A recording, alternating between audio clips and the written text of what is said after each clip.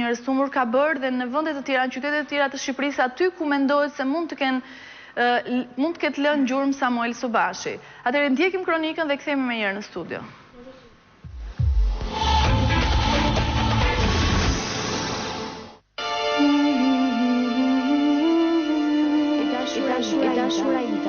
Historia e Samuel Subashit, sapo publikuar rëmbeu më njëherë zemrat e teleshikuesve të emisionit Njerëz të humbur.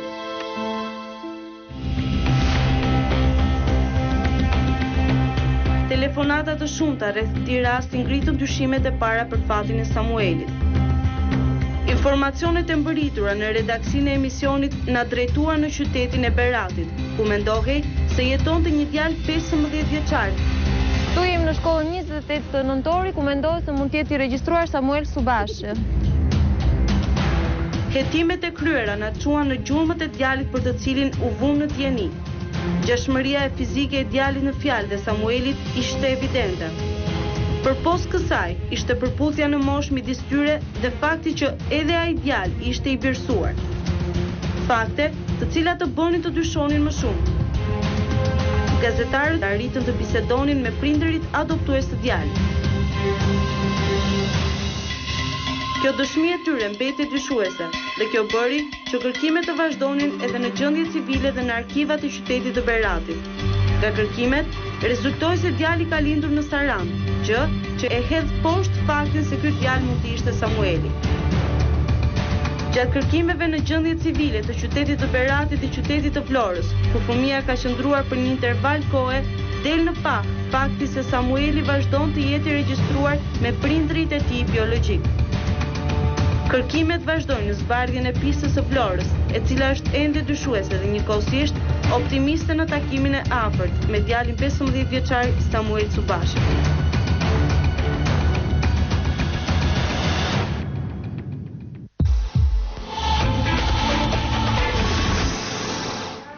Pra, kjo ishte kronika që ne kishim përgatitur për Samuel Subashin. Unë dua t'ju them se verifikimet dhe investigimet tona vazhdojnë pikërisht në vendin ku mendohet se mund të ndodhet momentalisht Samuel Subashi. Gjithsesi, unë dua të falenderoj të gjitha ata persona të cilët kanë telefonuar, pra dhe na kanë ndihmuar, se të gjitha ato institucione shtetërore që kanë ndihmuar pikërisht për të marrë vesh se çfarë është bërë me Samuel Subashin. Megjithatë, në këtë moment do doja t'ja jepja fjalën Hortencës, e cila do të na bëjë një pasqyrim kryesor të historisë së Samuel Subashit, si dhe në mënyrë kronologjike gjithë ato informacione dhe verifikime që ne kemi bërë gjatë kësaj jave, Hortenca, në lidhje me fatin e Samuelit. Po, Aida, për gjithë ato që janë duke na dëgjuar dhe njëherë historinë e Samuelit. Samueli ka lindur nga martesa e Mihallaqit dhe Elvirës më 9 qershor të vitit 1994. Pas takosh, bashkëshorti i Elvirës largohet nga jeta. Elvira rimartohet sërish, por me bashkëshortin e dytë ajo kishte mosmarrëveshje, pasi nuk donte që Samueli të jetonte te këto. Ai kishte trajtonte vazhdimisht djalin dhe Elvirën, dhe për këtë në fund të vitit 1998 ajo e vret burrin e saj. Pas këtij akti ajo dënohet dhe djali dërgohet në shtëpinë e fëmijës në Vlorë. Nga vetë interesimi që ka bërë vetë zonja Elvira në shtëpinë e fëmijës në Vlorë, ka marrë vesh se djali nuk ndodhet në shtëpinë e fëmijës në Vlorë, dhe që nga ky moment Oma nuk di më asgjë se ku mund të ndodhet Samueli. Kjo është historia e Samuel Subashit. Atëherë, Aida, mund të themi që publikimi për herë të parë i historisë së Samuelit ka sjellë shumë informacione, të cilat na kanë përqendruar pikërisht në qytetin e Beratit, por nuk duhet mohuar fakti se informacionet kanë ardhur dhe në lidhje me pistën e Vlorës, ku mendohet se mund të jetë Samuel Subashi. Atëherë, për sa i përket pistës së Beratit, domethënë, informacionet kanë qenë pikërisht në shkollën 28 nëntori, ku mendohet se mund të vazhdonte studimet djali.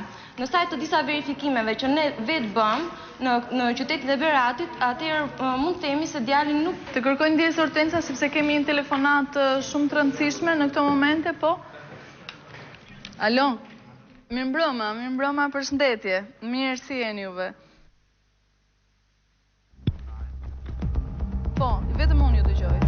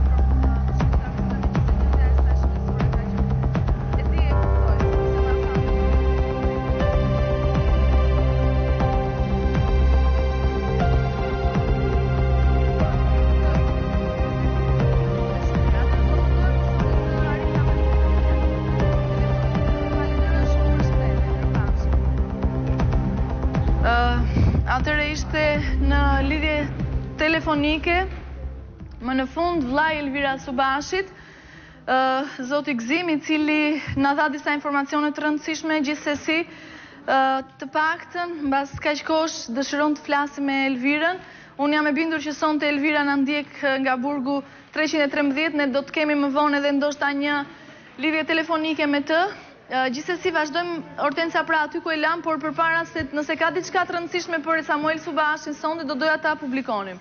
Atëherë vazhdojmë, Hortensia. Ajta gjithsesi për të hequr dyshimet e gjithë atyre që kanë telefonuar dhe na